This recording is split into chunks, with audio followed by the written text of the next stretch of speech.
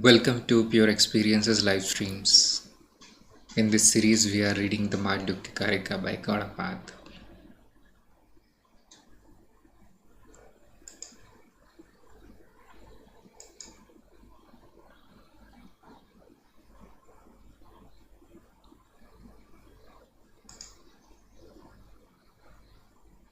So let's continue the reading. This is the verse number 17 of first chapter.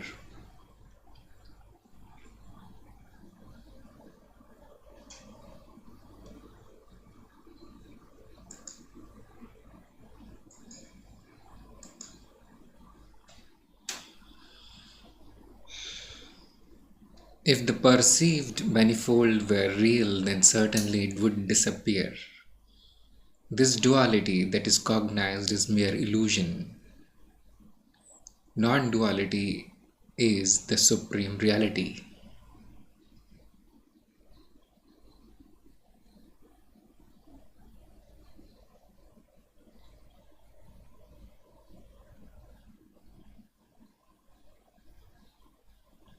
Shankar is saying, if the knowledge of non-duality be possible after the disappearance of the perceived manifold, how could non-duality be said to exist always while the perceptual manifold remains?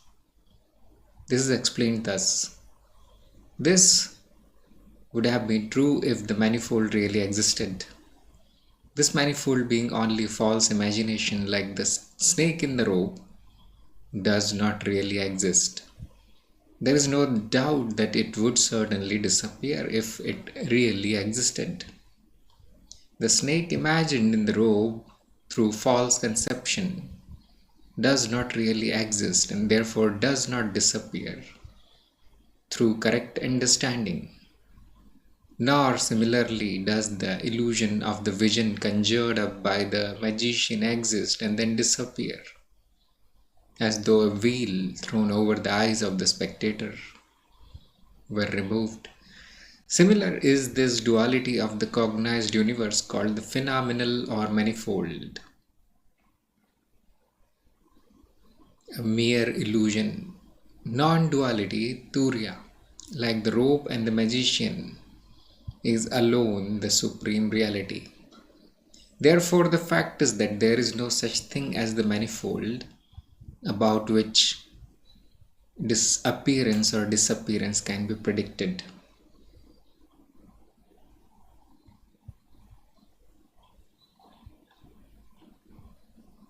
And Anand Giri is saying, this is the contention of the opponent. Your assertion that there is anything like the non-dual Turiya cannot be a fact. For a second entity known as the manifold universe does exist and is perceived. But if you say that the realization of the non-dual Turiya is not inconsistent with that of the dual manifold, because Turiya can be realized as such only by the destruction of the manifested manifold, then so long as the manifold is there as reality and does not disappear, Turiya cannot be established as the eternally existent, not duality. The manifold does not exist in the sense of a separate reality.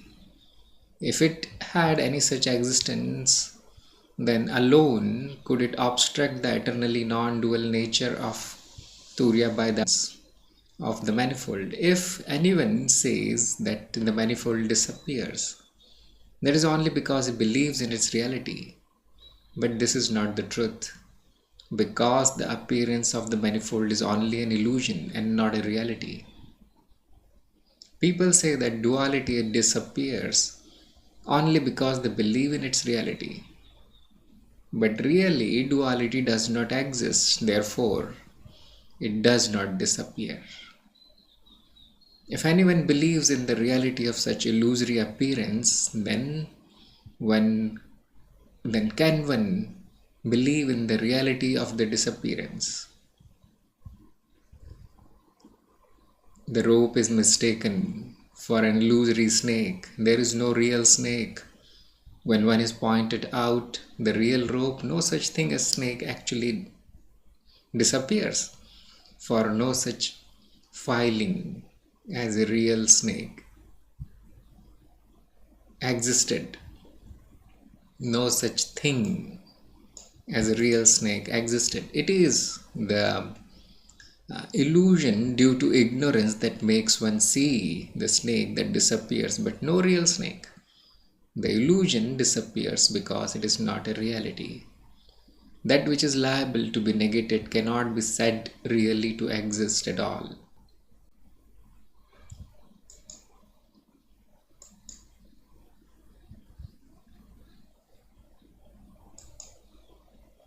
Supreme reality. That is, it is never absent. If one contends that Turiya does not exist when the manifold is seen, we reply that the manifold is nothing but Brahman. Only the illusion which manifests the manifold as separate from Brahman comes and goes, but the manifold, having its substratum Brahman, always exists. This Karika deals with the crux of the Vedanta philosophy. Vedanta says that non-duality alone is real and ever existent. But the opponent points out to him the fact of the existence of the universe, which incontestably proves duality. If this universe be real, then non-duality cannot be a fact. If non-duality is realized only after the disappearance of the objective universe, then non-duality cannot certainly exist so long as the universe exists. Vedanta shows its boldest genius in answering this question. It at once states that the non-dual Brahman alone exists. Whatever is nothing but Brahman. The manifold is Brahman. As Brahman, it always exists and never undergoes any change. If a man realizes the universe as Brahman, then he is never subject to any illusion regarding its reality. The difference between a Jnani and a Ajnani is that a wise man sees the universe as Brahman and therefore never sees in it any appearance or disappearance. But the ignorant person believes in the reality of the universe as apart from Brahman and therefore talks about its disappearance. What really disappears is the illusion that the manifold exists as something other than Brahman. The universe as Brahman does not appear and disappear. It always is. The meaning of the disappearance of the universe really is the disappearance of one's notion of the illusion, that is the existence of the universe as something other than Brahman. It is like the illusion conjured up by the magician. When the real nature of the rope is pointed out, what disappears is only the illusion which presented the rope as other than it is. The onlooker, after his error is pointed out, realizes that what is considered as snake is really the rope. It is illusion which made the rope appear as other than what it is. Knowledge removes this illusion. This illusion is unsubstantial and unreal. Hence its appearance and disappearance cannot affect the nature of reality. So I read it all because I did not want to inject some random comments before checking what is going on.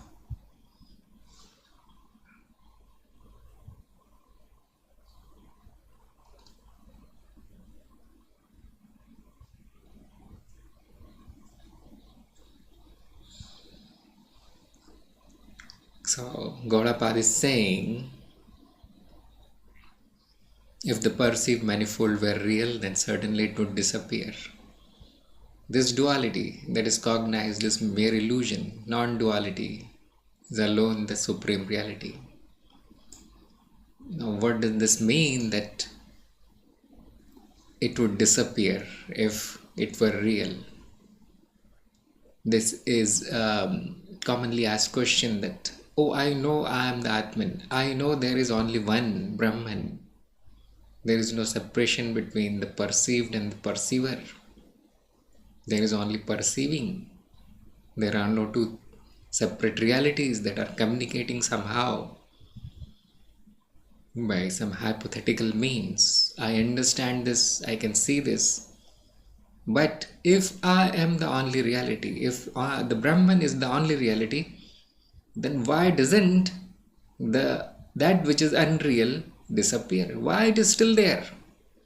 Why is the world still there? Why are people there? And why is my body still there? Why do I feel like limited and bound in this almost meaningless existence? This is usually the comment after it is acknowledged, after the awakening happens. And Gaudapada is saying that whatever you're looking at does not exist and so cannot unexist.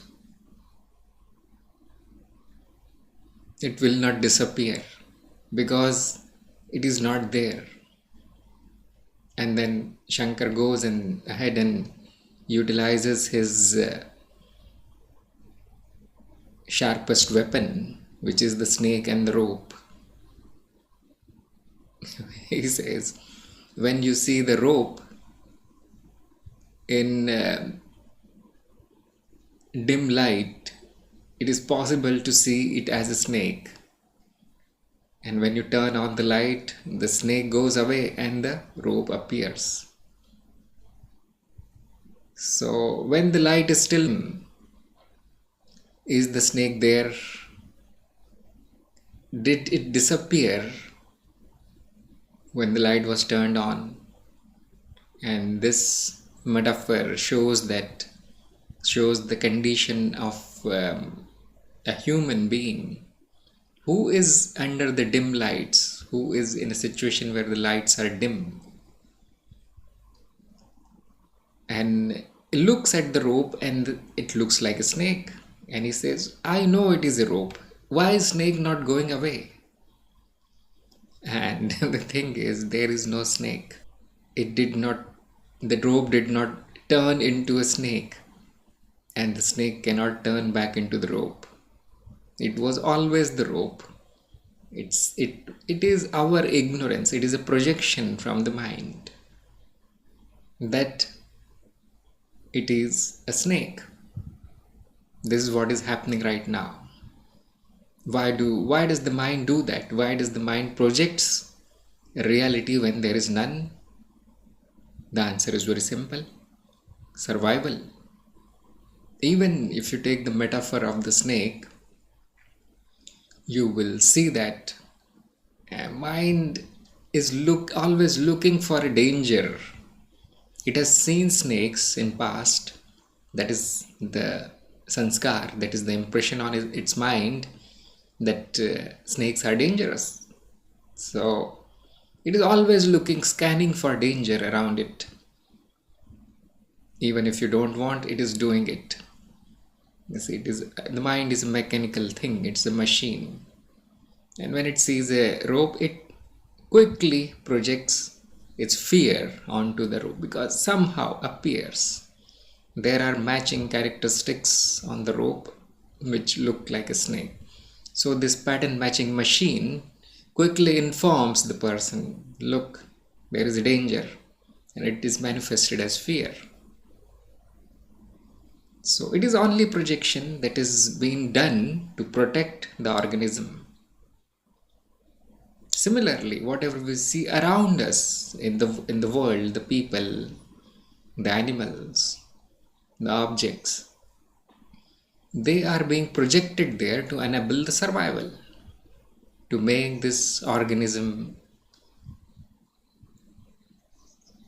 continue and the life of this organism, to enable this limited experience. Who is doing this? Nobody. It is happening.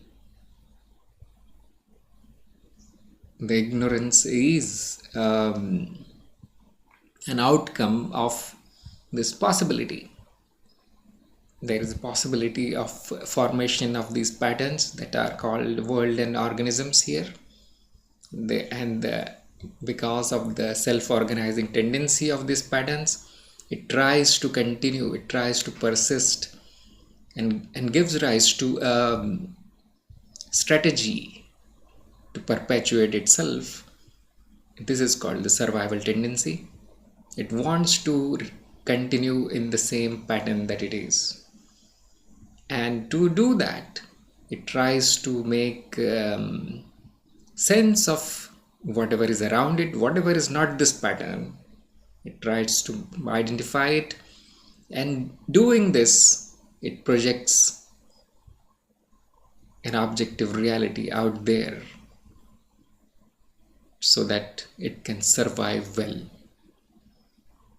So the Maya is an outcome of this tendency of the patterns to self-organize and persist. Think about it. It is amazing that the ancient people knew all this stuff.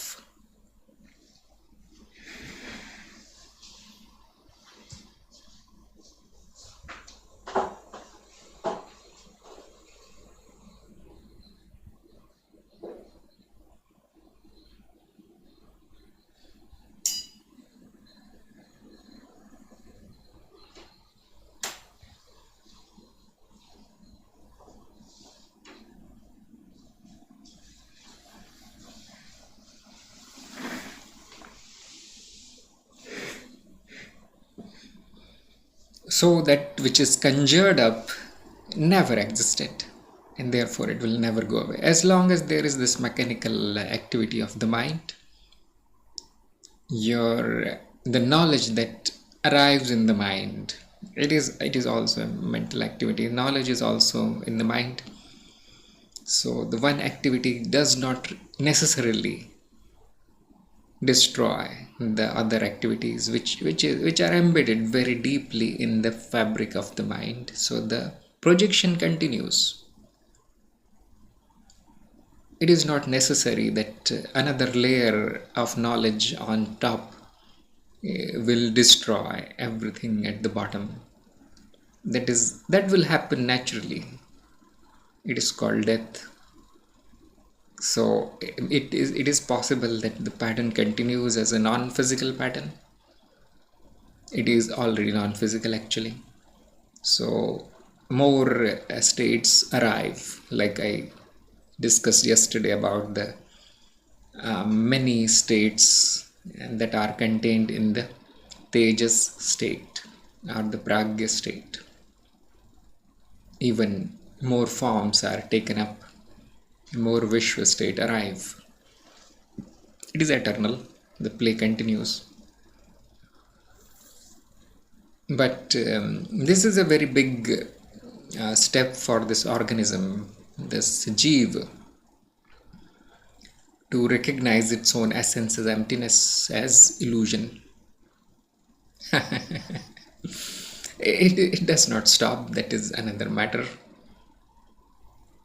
But it is relieved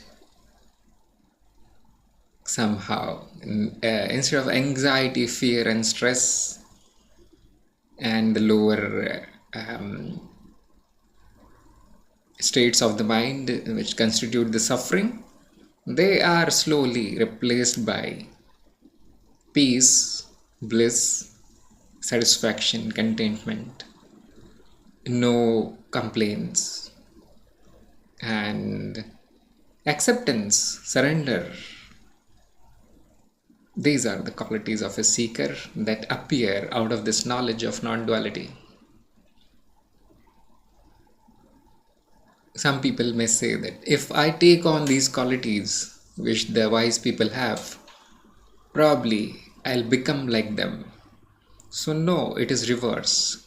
Knowledge comes first and the qualities are a consequence. If you surrender right now, your life will become hell. If you try to be peaceful right now by force, you won't be able to survive properly. So, knowledge comes first, not the qualities. The qualities are a consequence. And you can say now that what is the use of the qualities? They are also illusory, just like whatever was happening. The fear, suffering, they were also illusory. That was also activity of the mind which is being perceived. And that is true. There is nothing special in good qualities or bad qualities. Nothing. The Brahman has no preference. It does not want to remain good. It does not want to remain bad. It has nothing there. It is pure perceiving. It is pure knowing. It is the experiencer. That's all. End of it. End of the description of Brahman. There is no other quality there. Although, when this knowledge appears in the mind, then it starts dripping through the lower layers of the mind. That produces a change. And obviously, the mind prefers more blissful states. It does not, the nature of the mind is, it is trying to avoid the suffering. So it does not prefer the suffering. That is how the preference for the good qualities arise in the mind. Now it cannot go back to its previous state of suffering. Actually, it hates the suffering now because it gave it a very bad time in the past. Does not want to become the old thing that it was, the ignorant thing. It is very, very natural. It cannot be forced. The knowledge produces this effect. The knowledge will not be there unless there is grace. Only a teacher can kickstart the transformation. So that is what he means by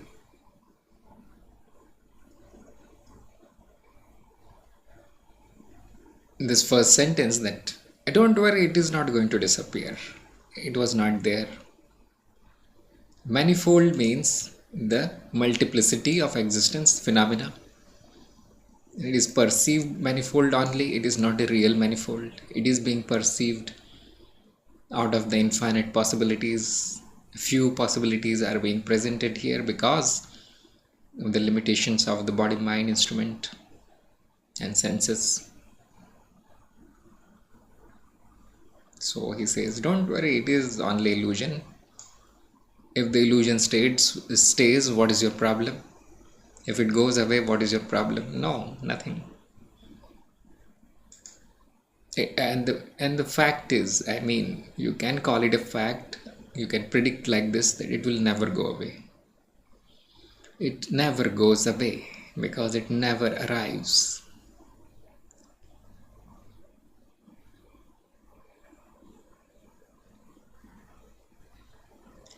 So the same thing is said by Shankar and Anandgiri. We can proceed.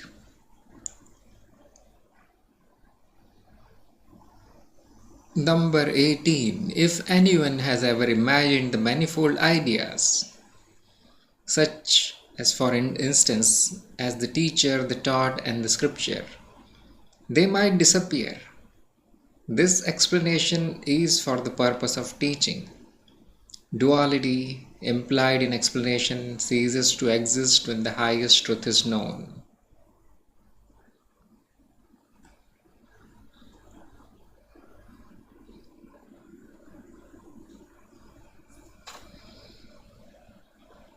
So Shankar starts with an objection. How could duality implied in ideas such as the teacher, the taught and the scripture disappear?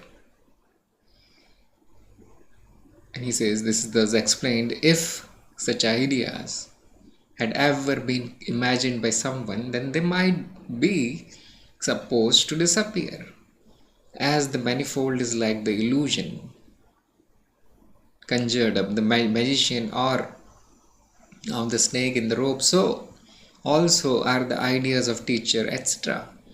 These ideas, namely the ideas of teacher taught in scripture, are for the purpose of teaching, which are true till one realizes the highest truth. But duality does not exist when one, as a result of the teaching, attains knowledge, that is, realizes the highest reality. And what is Anandgiri saying here?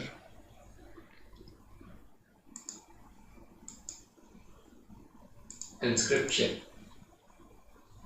So I was checking the stream. Hopefully it is going on. Anandgiri is saying, if even the idea of teacher, etc. existed, non-duality could not be established. If such ideas be meant for the purpose of inferring Turiya, as the smoke is thought of for inferring fire, then duality cannot be refuted. For the experience of smoke and fire as existing together does not demonstrate non-duality. So he is simply explaining the objection in other words. Such ideas as teacher, student and scriptures have their applicability till one realizes the highest truth of non-duality. Such ideas, possible only from the standpoint of ignorance, cannot contradict Turiya because they are unreal and negatable by knowledge. The analogy of smoke and fire is not appropriate. Brahman cannot be logically inferred from the world like the fire from the smoke. For fire and smoke are objective realities of the same order and seen to exist together by a perceiver. That is not so with Brahman and the world. But the seeing of an object implies the seer. So Brahman may only be indicated.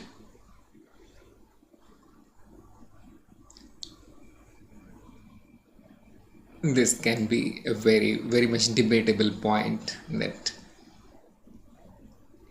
what indicates the Brahman? How can you infer the Brahman? And before I forget, I should mention this, that you cannot infer the Brahman. You cannot indicate it. You can only say that, look, there is seeing. What is seeing? And that's all. That's all you can say. That is why we stop at not two. We do not go and establish the Brahman. Stop at not two. So he is saying that this don't use the inference. Do not use the inference to establish the Brahman. The analogy breaks because Brahman is never experienced.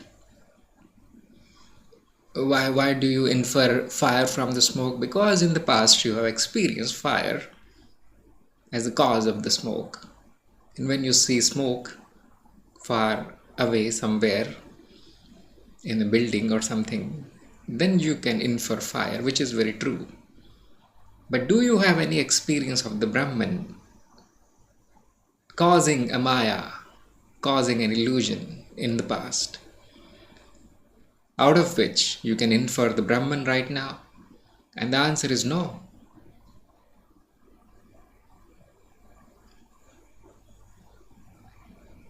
Some people do say that yes, Brahman is inferred, but probably they have not gone to this depth which Gaudapada is taking us.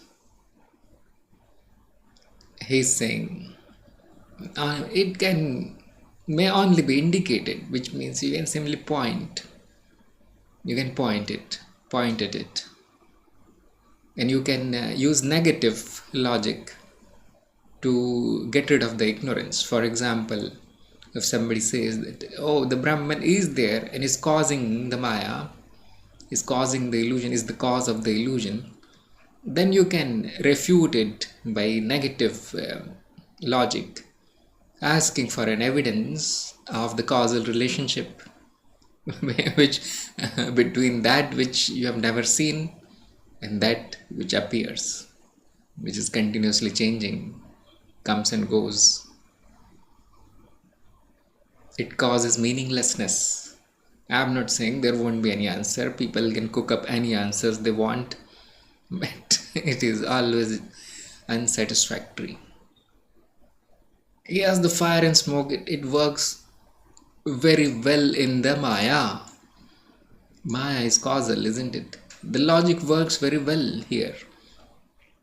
For Brahman, you need to invent a meta logic, which is the, as he says, boldest genius of Advait. They invented a new logic to explain what they saw, what they understood. So Advait not only changes your worldview, not only it changes your mind, it changes the very foundation of knowledge. Now the ordinary knowledge and ordinary means of knowledge are no longer applicable. And that is why I say that Advait goes to the depth which no other philosophy can even imagine, can even dream of. That is why also people do not understand it merely by reading. And that is why I never start with a book. I never start with the heavy Sanskrit words. I start with what is in front of them. Slowly the mind is molded into such very, very intricate logical explanations. You can see it is not the normal logic here. We do use the ordinary logic to only to negate. Some people may say, oh, it is so nihilistic. Whatever I say, you destroy it. And no, that is not the intention. Whatever you are saying is wrong, so what else can I do? What options do I have other than to point out that look, whatever you have imagined does not hold up somehow.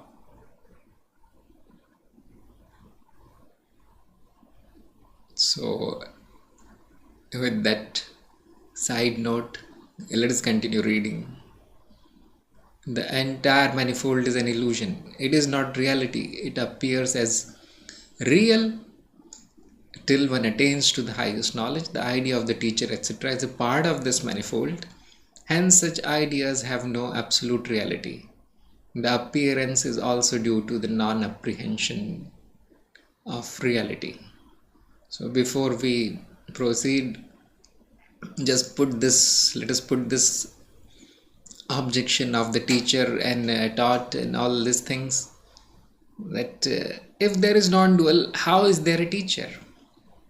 And how are you saying that the teacher will disappear, the teacher will be gone?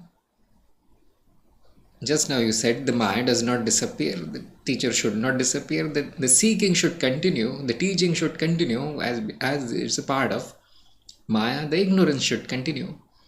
And it is a very simplistic thinking, because you see, there are levels of reality. The teacher is a concept.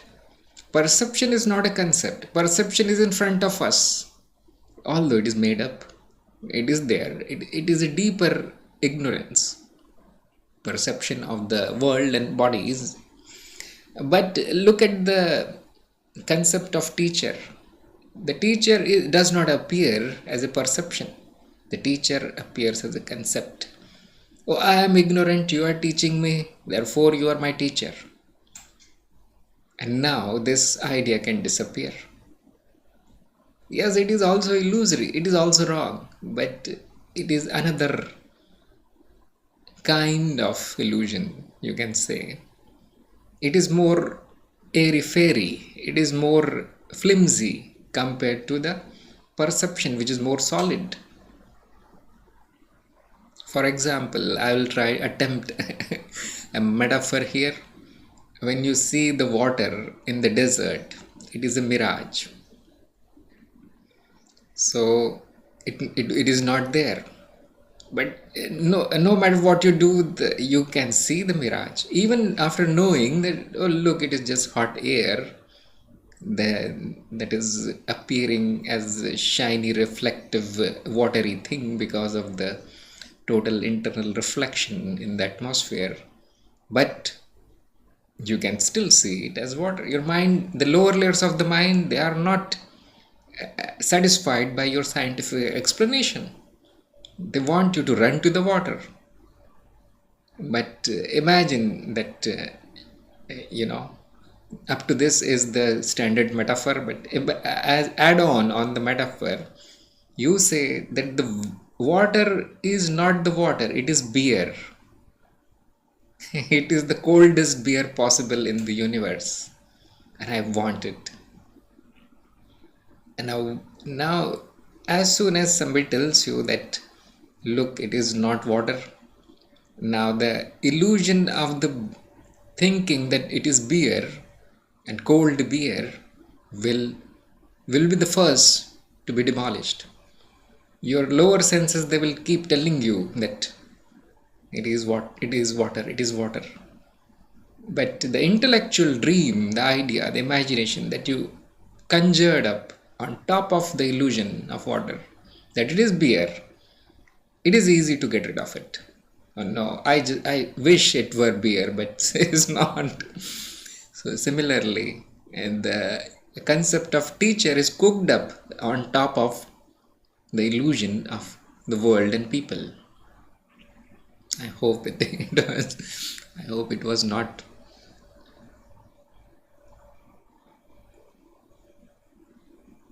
I hope it was not that confusing butchering of metaphor.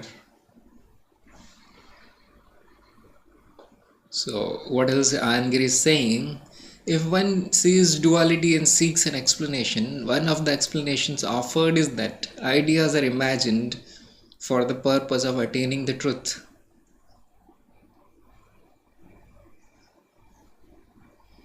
So you see, as a convenience, as a concession, sometimes we do imagine stuff.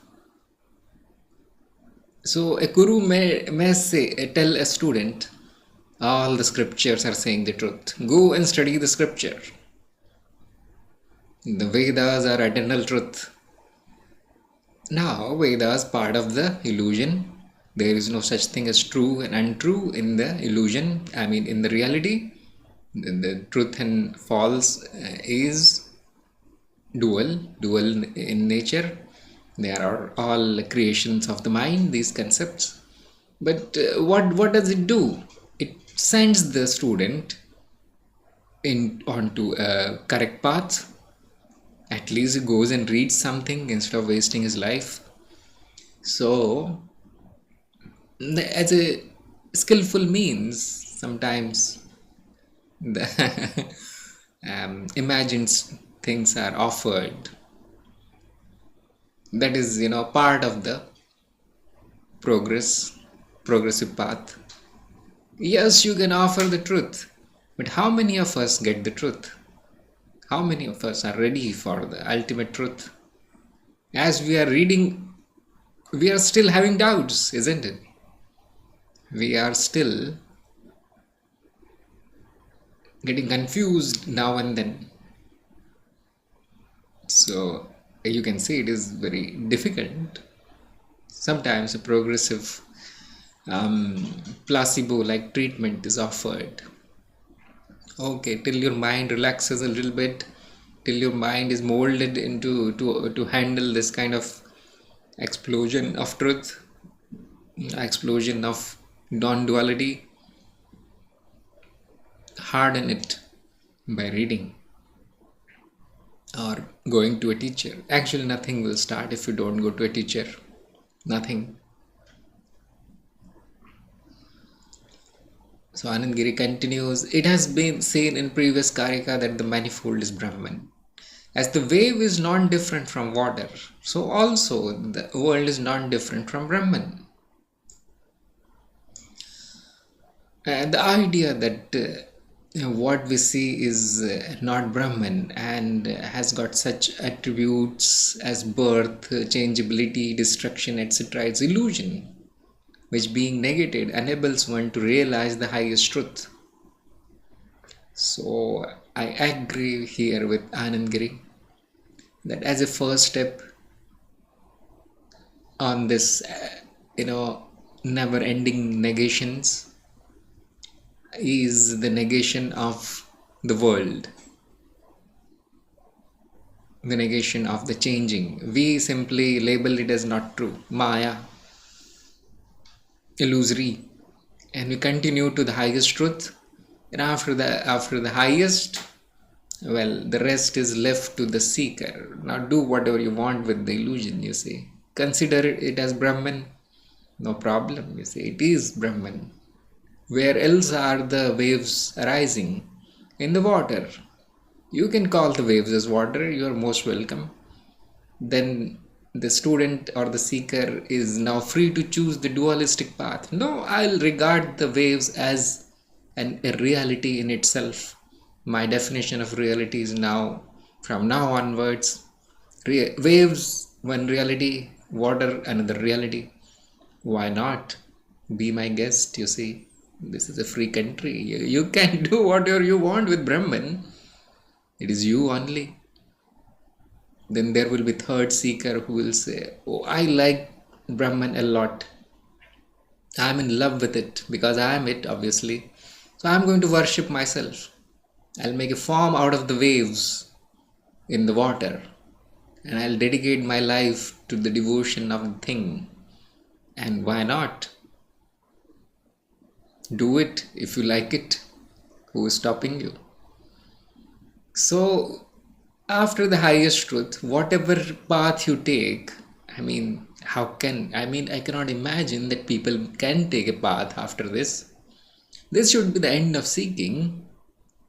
But if there is ignorance, that means have not realized completely, then and people will try to take a path of some kind or the other. So we do start with this kind of progressive things, even on the direct path, you see, because of the failure to recognize the highest truth. But it should, if it continues, that means the seeker is not established in the highest truth. The seeker has not reached the conviction that I am Brahman, non-dual, empty, eternal, infinite Brahman, and I don't need to do anything, and I don't need to stop anything that is going on. That means the qualities are not going to arise in that person.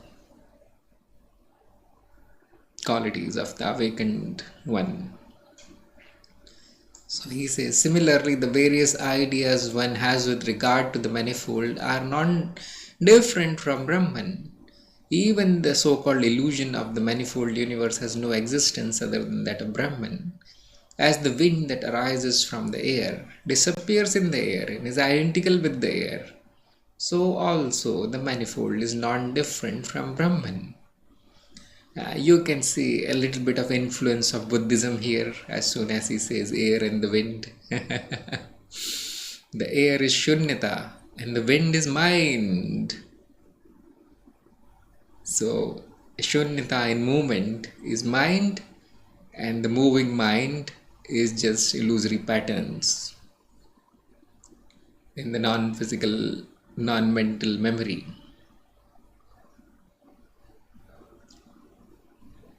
So a little bit of Gautam Buddha shining here. As in the dream, the objects that are experienced as the elephant with their names and forms are nothing but the mind stuff. Look at this. So also in the state of ignorance, that what are experienced as the objects with their distinctive names and forms are nothing but Brahman. So the Brahman, you can also say, is an emptiness, a reservoir of infinite possibilities. also known as the mind stuff, the Mahat, the spirit, the primordial substance, the fundamental quantum field, the unified field. It is same thing, Brahman. Same thing, mind stuff. There is nothing substantial there. It is just possibilities, and the relations among possibilities constitutes the law of the mind, laws of the mind, and the mind is nothing but the law of the mind. It is just self-organized relations. Very accurately sometimes can be stated in very precise language, which we know by the name of mathematics. The more organized the mind stuff pattern is, the more precise the mathematics is. Mathematics is nothing but a precise language to show the relations among the imaginary, illusory stuff that is happening here. The less organized, the more free, less relative is then thrown into the category of the mental or the mind. But it's same, it is the same mind stuff. It is also Brahman. And there is even more subtle forms which ordinary humans do not even see. They do not even see that illusion, which is known by the name of non-physical, non-mental, supernatural. So as in the same dream, the idea that I have seen an elephant is non-different from the mind stuff which creates the elephant, so also the idea that there is a distinction between the teacher is not separate from Brahman. The cognition of ideas as teacher as separate from Brahman is due to the ones still persisting in the relative plane, and this is explained as being useful for the realization of truth. But after enlightenment, these ideas are realized as non-different from Brahman. The highest truth is that the manifold as well as various thoughts associated with it are identical with Brahman.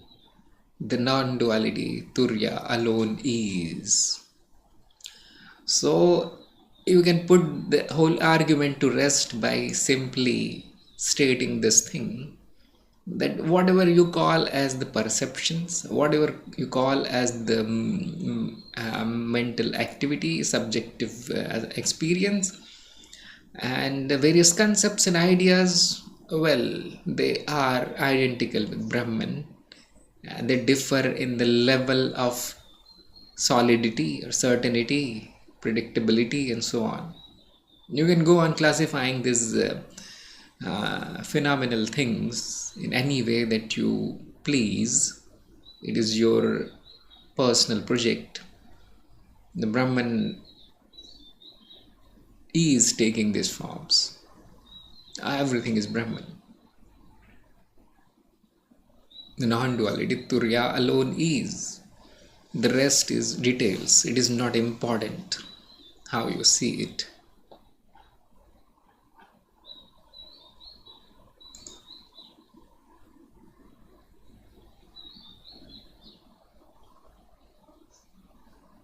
So yes,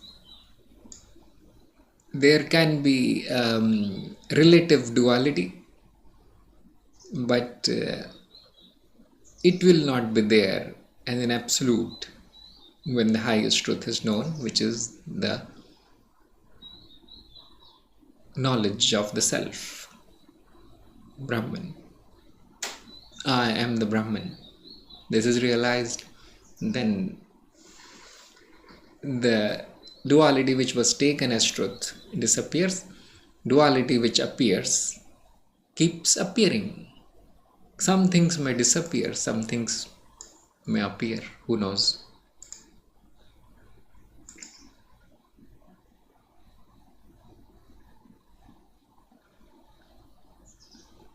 Now I think we are back to the Mandukya Upanishad.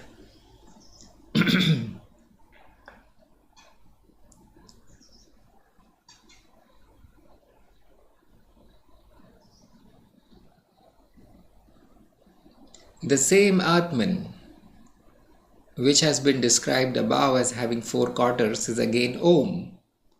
From the point of view of the syllables, the Om with parts is viewed from the standpoint of sounds. The quarters are the letters, and the letters are the quarters. The letters here are A, U, M. Akar, Ukar, Makar, Iti. These three letters, they specify, they indicate the three states in the Om, and the Om is only a symbol.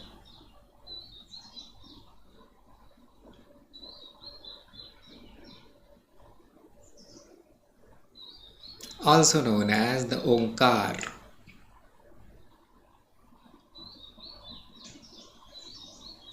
So we already know this, actually gone through this, but let's see what Shankar is saying.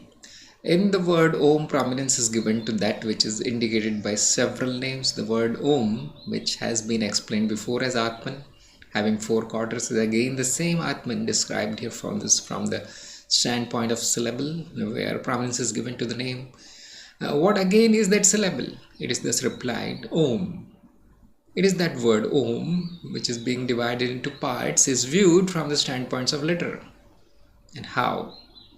Those which constitute the quarters of the Atman are the letters of Om. What are they? A, U, M. Then the first Upanishad. In the first Upanishad, it is said, Om, the word, is all this. Which is the first Upanishad. The word Om is the name which indicates everything. Past, present, future, and all that which is beyond even the conception of time. Thus, Om is the name of Brahman. Simple, isn't it? The second Upanishad declares that Brahman is the Atman. The Atman with its four quarters has been explained in the following Upanishads. Therefore, all these explanations are of Om from the standpoint of Atman, where prominence is given to that which is indicated by names. Now the same Om is explained from the standpoint of word itself. That is the name which indicates Atman. The highest truth, as explained above by the process of refutation of the erroneous superimposition, can be grasped only by the students of sharp and middling intelligence. Let me find out the meaning here.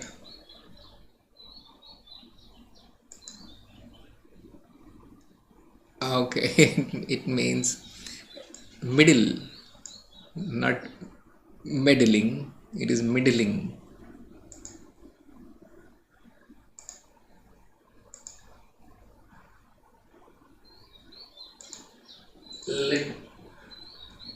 So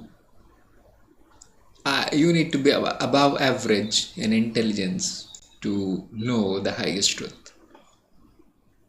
Those whose intelligence is not up to the mark better find some other path which is more suitable till the intelligence grows to a level where these very, very intricate, complex, and dense philosophical concepts become graspable. I'm not discouraging people, you see. Go and read stuff. That's what I'm doing, and that's what I did for many, many years. Even though the mind could not grasp even one word of whatever was uttered by the Guru, I kept digging, you see. I broke down the things into tiny little parts, tried to grasp one line, then one word only first, before trying to eat the whole plate, you see. Start bite by bite, and then you can finish the whole Advait. That is for people of not so sharp intelligence, this suggestion. The sharp, well, they need to only touch the book and they know what it is. You see, you can see Vivekanand and these people are very, very sharp. They are very sharp. Although we see some struggle there happened. I mean, it was not this much. I still see very sharp people, very young and sharp people here.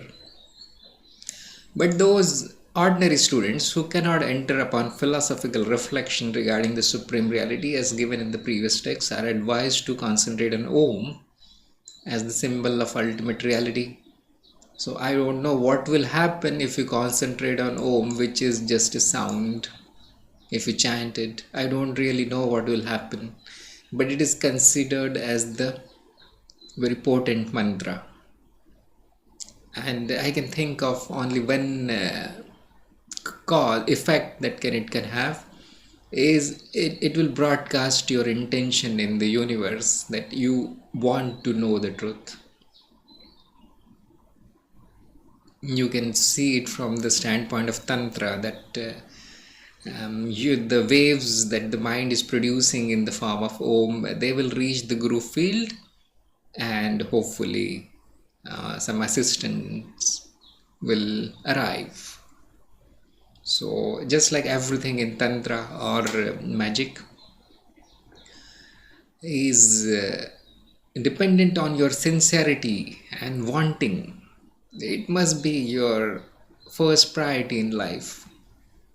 And then when you utter the Om, and then you can expect some magic, otherwise not. If you are doing it like a tape recorder in the loop,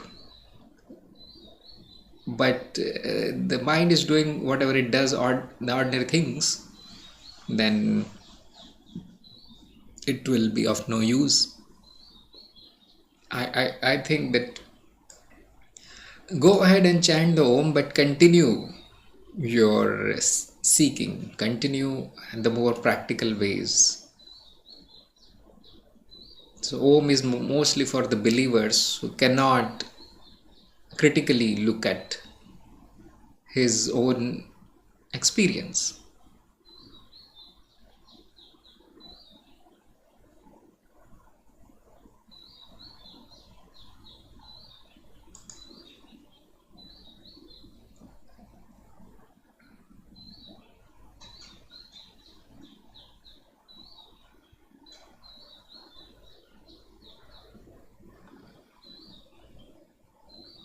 Mandukya Upanishad verse 9. He who is Vaishwanar, having the sphere of activity, the waking state, is A, the first letter of the Om, on account of his all-pervasiveness, on account of being the first, these being the common features of both. One who knows this attains the fulfillment of all desires and becomes the first of all.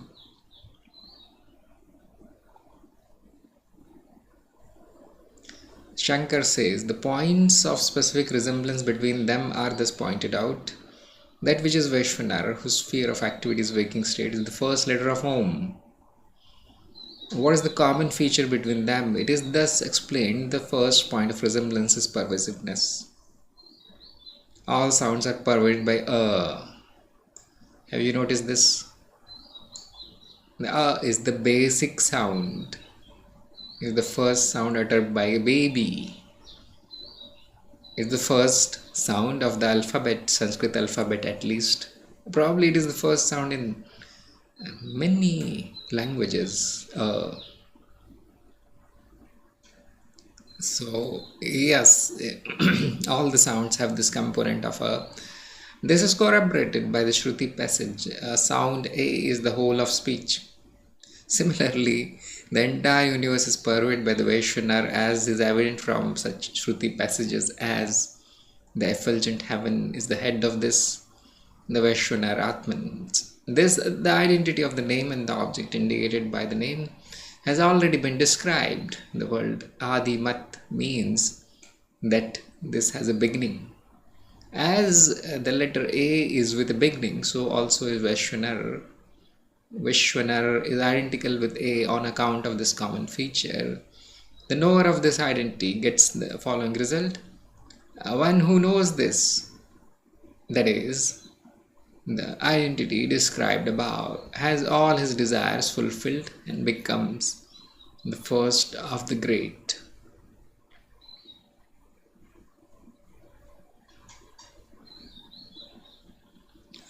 Now, Anand Giri is saying that the enumeration of merits is for the purpose of inducing students to understand the meaning of Om. So don't even think, don't even hope that all your desires will be fulfilled. It is the carrot that is hanging in front of the donkey that is the student.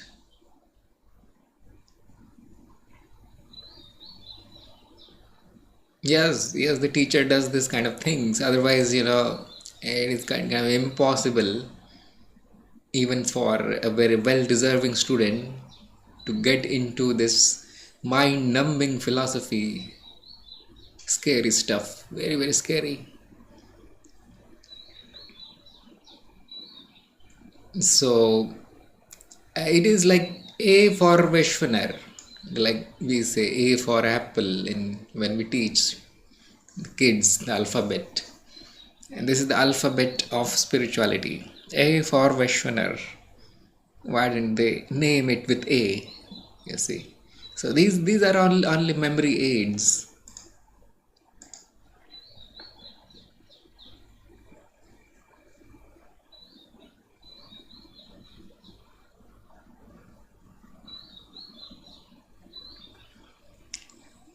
Verse 10. Tejas, whose sphere of activity is the dream state, is U, the second letter of Om, on the account of superiority, on the account of being in between the two.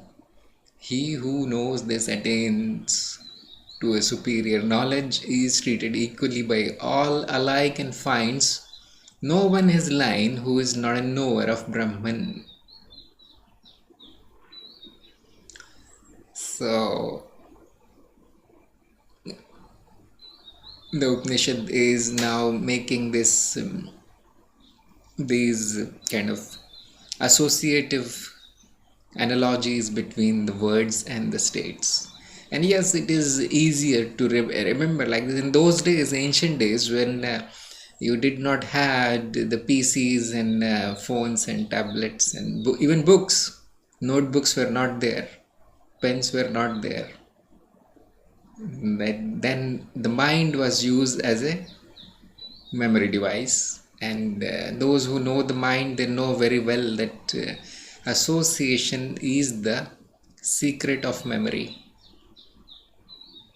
So if you forget, for example, that what was this Vaishwanar, why does A, and now you can see the first is A. The A is all pervading. The A is the sound that happens, that appears in all the letters, and so on, and it will bring you the memory of the description of Vaishwanar.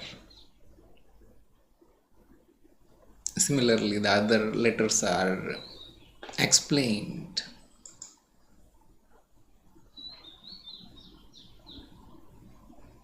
Pragya, whose sphere is deep sleep, is M, Ma, the third part of Om, because it is both the measure and that wherein all becomes one. One who knows this is able to measure all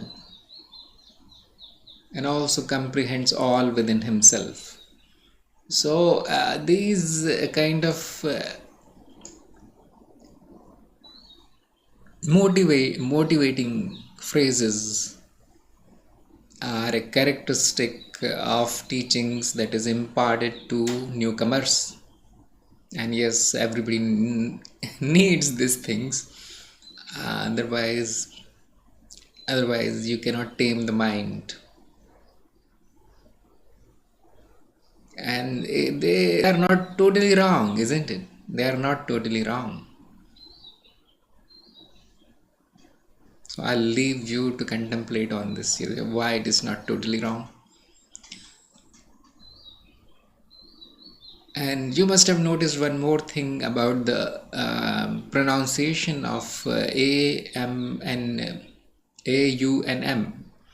That the A is mostly, the is mostly coming from the abdominal cavity when we say, or the bottom of the chest. And the U comes from the throat cavity most of the time. And the M comes from the teeth. When you even, it is mostly coming from the nasal cavity.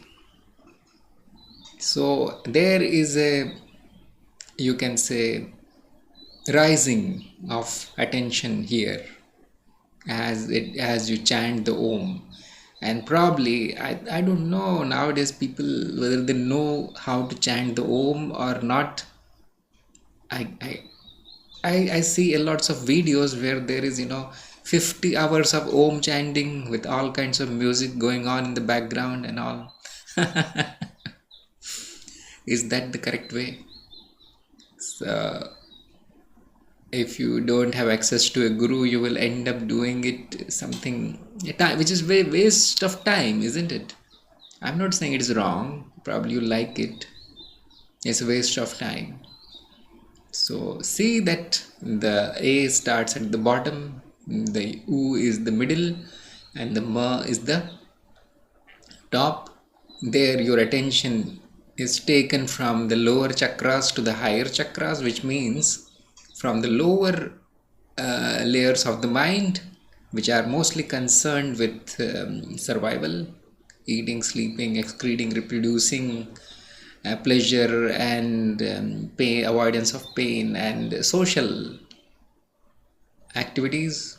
It is withdrawn from those layers, and then the attention is placed on the intellectual activities. It rises above the emotional layer, and finally to the awareness, which happens after the mud disappears. And you need to abide in this silence for a longer time compared to these three states. So I don't really know what has happened to this practice. I don't really know how people are doing it. Probably some of you are doing it correctly.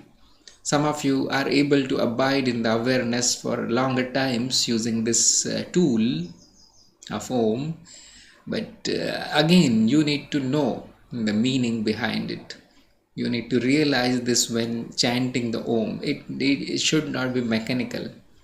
I remember I did this like a parrot for probably 1 year or 2 years. I don't know what happened, but I came to know the significance of silence, which is after the M, and then I dropped the first three letters and I cut to the chase, to the silence.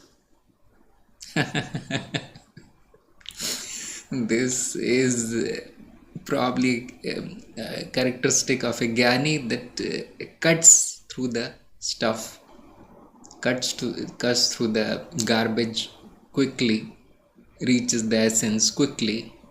That speeds up your progress quickly, isn't it?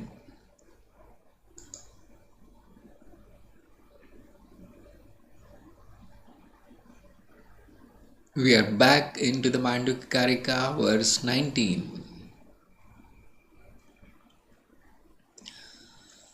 So notice this thing, the whole sentence is one word. And that's why I said in the beginning, you see, probably it was the first part of the series, that when it was spoken, the Sanskrit was spoken without breaks, except for breathing. It is not one word at a time. And this conjoining also helped in shortening the writing material because it takes less space. You can say more in less amount of clay tablets. And this also because there is less thing to memorize. So it is very, very unique. I've never seen these things in any other language on this planet. So 19 says, when the identity of Vishwa and the sound is intended to be described, the conspicuous ground is the circumstance of each being the first in the respective position. Another reason for this identity is also the fact of all pervasiveness of each.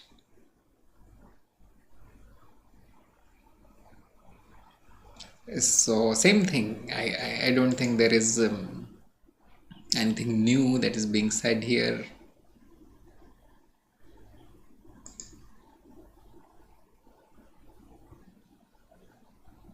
Number 20. The clear ground of realizing Tejas as of the same nature as Wu is the common feature of superiority. Similarly, another plain reason of such identity is being in the middle. Probably wants to say that in similar to the way the Tejas is in the middle of waking and dreaming. I'm sorry, in the waking and sleep, and the U is the because it comes from the middle throat region. So this gives us an indication and is like stepping stone towards the Ma. It is in the middle.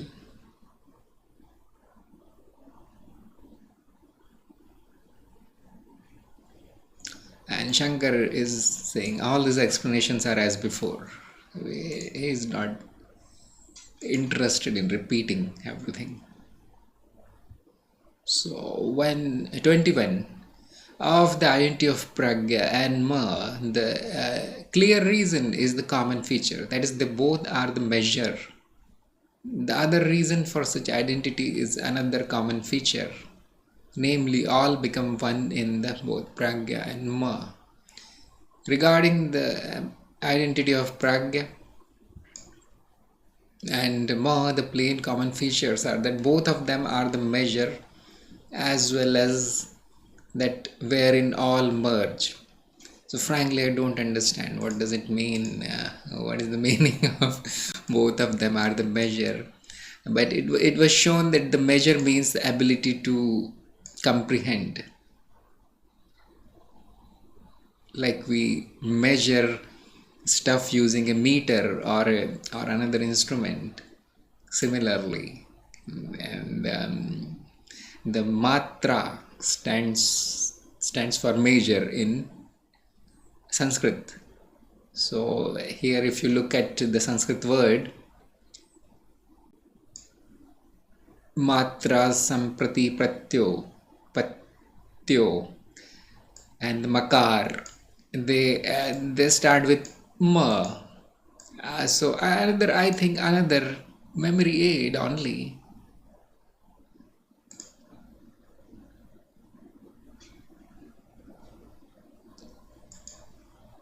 I don't think it is so important to precisely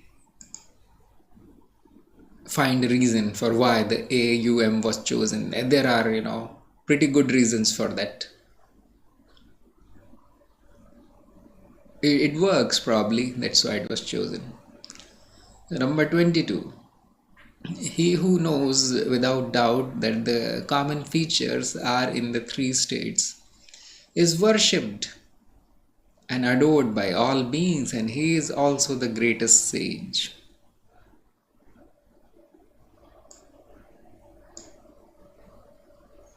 So if it is very entertaining, isn't it?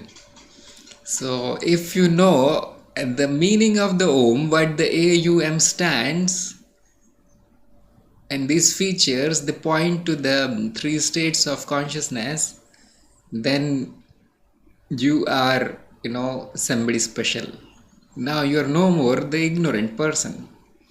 Because through your direct experience, you know the three states and you know their correlation with the AUM, and now all beings are going to worship you and adore you. No, I'm just joking.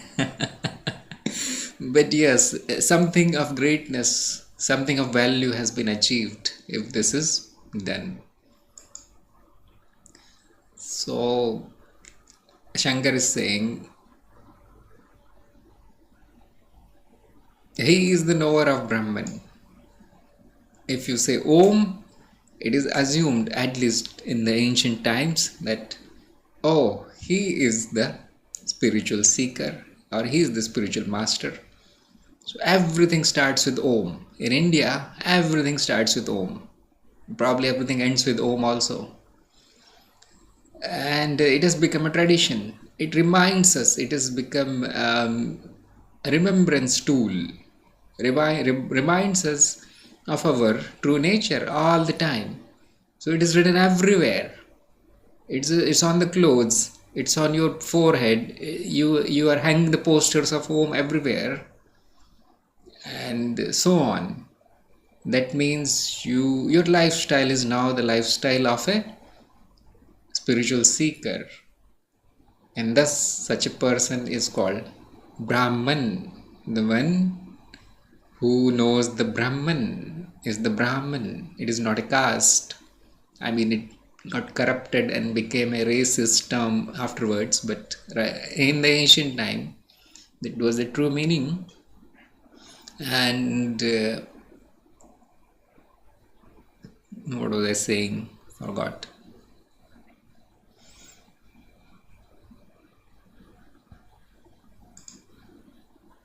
Yes, it is. It is all this lifestyle, the spiritual lifestyle, is now empowered by the symbol Om. As soon as you see the Om, as soon as you hear the Om, you need to know your true nature. You need to reflect instantly, become aware of what you are.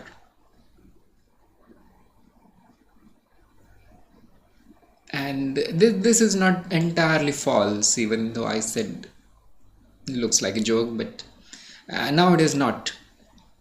Probably in the ancient times, there was a big respect for the Gyanis.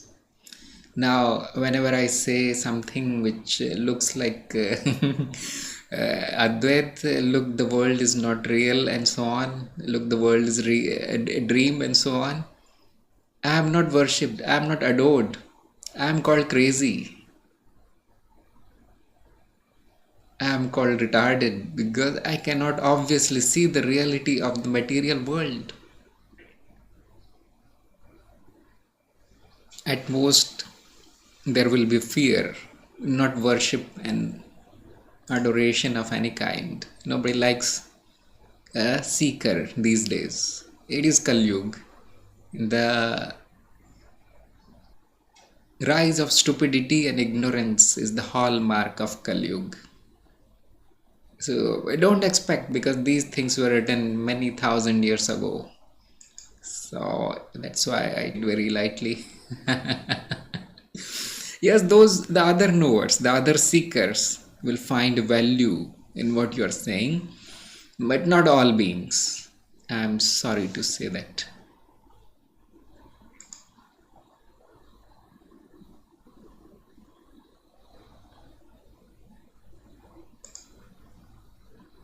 Number 23, the sound letter A helps its worshipper to attain to Vishwa, U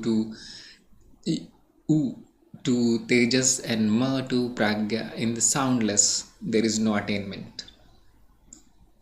And this is a good add-on here, isn't it? And this is what we want.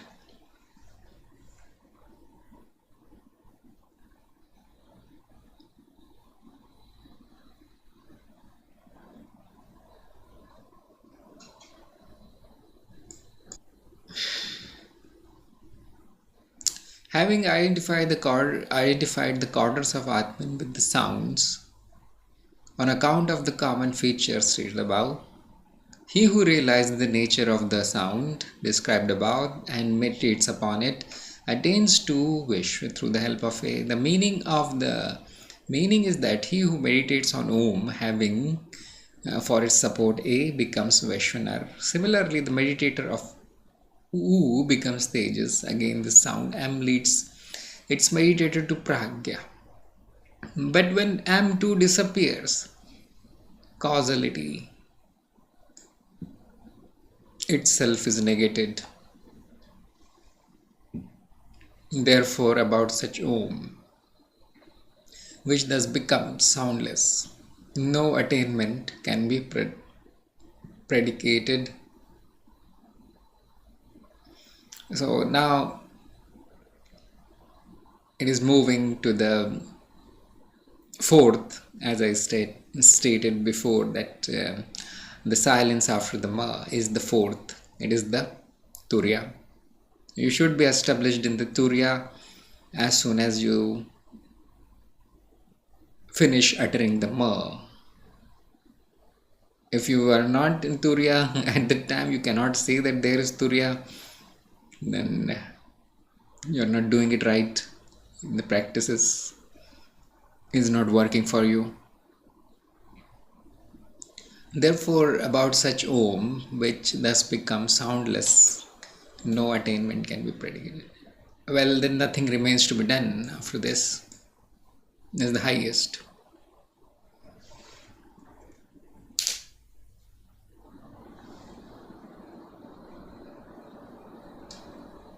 So, Anandgiri has a very typical style. He goes, takes you from this word, simple word, to somewhere else. I can see it again and again and again. He drifts off to something really totally different, or it's, sometimes looks different to me. So, he is saying about causality. It is the idea of causality that makes a man think that he realizes the same world after Sushupti, which he had seen before going to sleep. What joins the waking and the sleep? What was before the sleep and what is after the sleep? How are they joined? Through memory. If there is no memory of yesterday, then you are going to wake up as something else. Then the world will be new for you, like a newborn baby.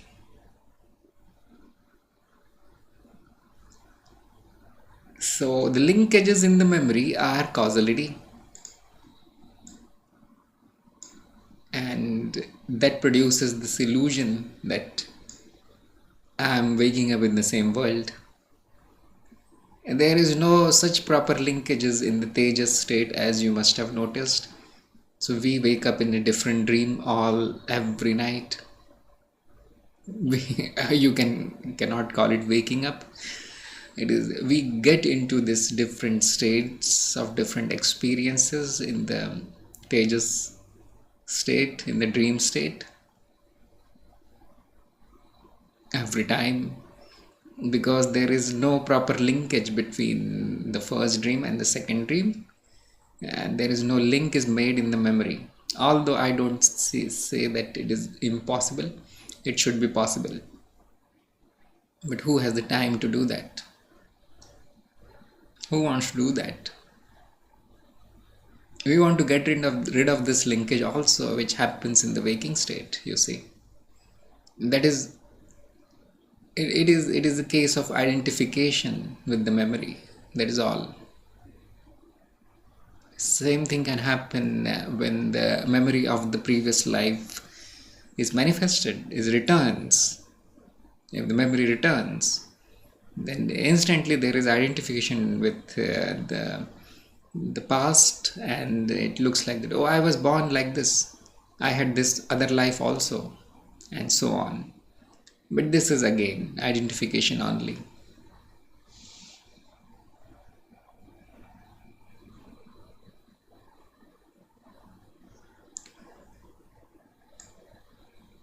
The soundless Om is same as the Turiya, Brahman.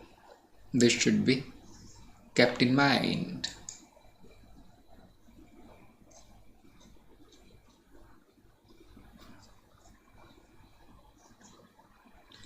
That which has no parts, incomprehensible, the cessation of all phenomena, all bliss, and non-dual Om is the fourth and verily the same as Atman. He who knows this merges his self in the self.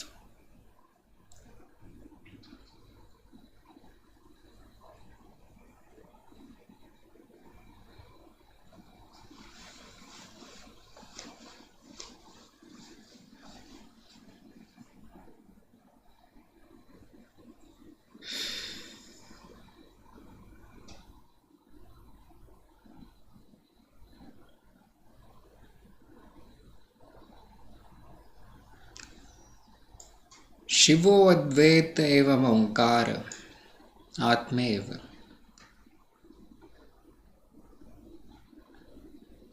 Shankar is saying the amatro, which means there is no matra there is no letter there, is that which has no parts. This partless Om, which is the fourth, is nothing but pure Atman. It is incomprehensible because both speech and mind, which correspond to the name and the object, disappear or cease. The name and the object, which is indicated by the name, which are only forms of speech and minds, cease or disappear. So names and the form, they appear only in the three states. The fourth state of Turiya is free from names and forms. Mind can only comprehend names and forms.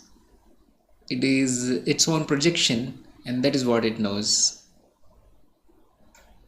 And you can see it is kind of ignorance, that's all. Whatever it knows is only ignorance. So it cannot know the Turiya, cannot be known by the mind, using the mind.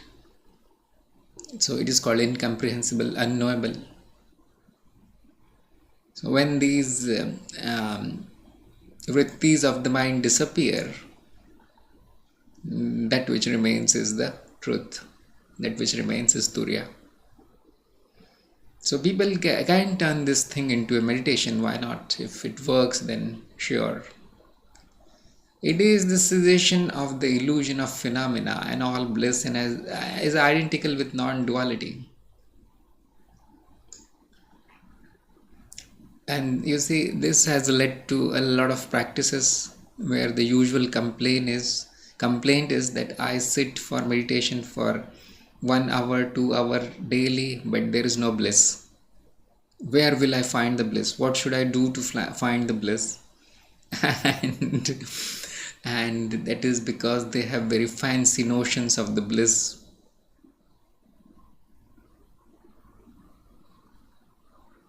It is just the silence. Bliss is the silence. Absence of mental activity is the bliss. Even presence of the mental activity is bliss, but because you have this notion that no, the mind is active, so I am not in the bliss, and that is why you cannot see the bliss. It's always there. The silence is always there. The silence is the background of the sound. You are at Om, you are at you are at U, you are at Ma, but it does not mean the background has disappeared. The background was always there. The bliss is always there. Yes, sometimes the activity comes in front, but so what? Your bliss goes away because you do not have this conviction, because you have not seen the proper truth, because you are still searching for bliss in one or the other experience. Which of the three letters is blissful? Tell me. None. It is the amatra. The soundless sound is equal to bliss.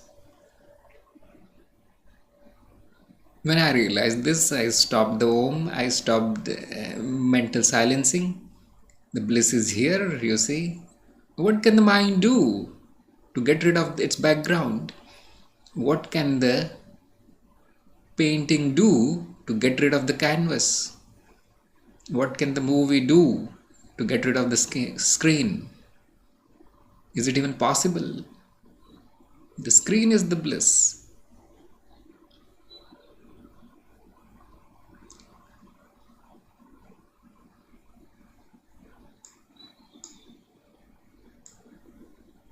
He who knows this merges his self in the self, which is the highest reality. So the disappearance of the separate self, the small s self, is is responsible for appearance of the bliss for many, which is the highest reality. And that's why it's called Satchitanand. The Anand is the name of Brahman. It's a name for the highest reality, the unseen, incomprehensible reality. Those who know Brahman, that is, those who realize the highest reality, merge into self, because in their case the notion of the cause, which corresponds to the third quarter of Atman, is destroyed. They are not born again because Turiya is not a cause. And that is a very fancy way of saying it, isn't it? Those who are established in the Turiya, the current life is also gone. It does not exist. I was never born. This is the realization. There is no I there to take birth. This is the realization. For the illusory snake, which has merged in the rope, or the discrimination of the snake from the rope does not reappear as before, to those who know the distinction between them by any effort of the mind, to the men of dull or mediocre intellect, who still consider themselves as students of philosophy, who, having renounced the world, tread on the path of virtue, and who know the common features between the sounds and the quarters, as described above, to them Om, if meditated upon in a proper way, becomes a great help to the realization of Brahman. The self is indicated in the Karika later on thus: the three inferior stages of life, etc. So probably it is going to come later, but he is saying that if you cannot get the highest truth in one attempt, don't worry, because that will be the case for most of us. Don't worry. The men of dull or mediocre intellect, they should hold on to the Om and meditate upon in a proper way. You see, meditate on it in a proper way. The mind becomes sharp. That is that is a little bit of knowledge of the mind is also required here before you take up any practices that manipulate the mind. You see, the mind has a big inertia. It does not want to do anything new. It seeks short-term pleasures, the low-hanging fruit. That is all it wants. It's also called the lazy mind. So, you need to keep digging, keep hitting at it, keep hitting at this philosophy or whatever you are after, whatever is your spiritual goal, and break it down, and you will find that as you start knowing, the pleasure will shift to the knowledge. Now the mind will get more pleasure in knowledge, and it will start hating the ignorance. It is, like I don't want to dilute the discussion like this, but I'll tell you a funny metaphor that as soon as you get a more beautiful girlfriend, you forget about the less beautiful girlfriend, which is now old and gone, does not provide you the pleasure which the new, beautiful, perfect girlfriend provides. This is the nature of the mind. Understand this nature of the mind. As soon as a certain refined pleasure comes out of knowledge, the mind will give up its laziness. And therefore, it is recommended to sharpen the mind like this by hitting on the Om all the time. You see, meditate upon it in a proper way, he says. And yes, we do need to hang carrots in front of seekers sometimes. It is not wrong. Nothing is wrong in war, love, and spirituality.